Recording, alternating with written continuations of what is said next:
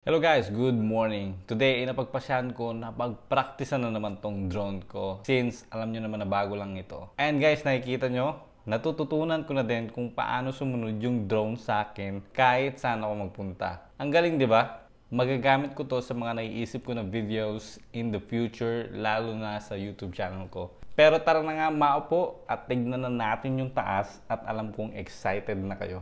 Ayun no, ang ganda, di ba? Makikita nyo dito sa taas na planado talaga lahat ng mga infrastructures and super dinis, di ba? Dito ako nakatira guys, sa Oak Harbor, Washington. Kaya I'm super proud na ipakita sa inyo tong place na to dahil super ganda dito at malinis talaga.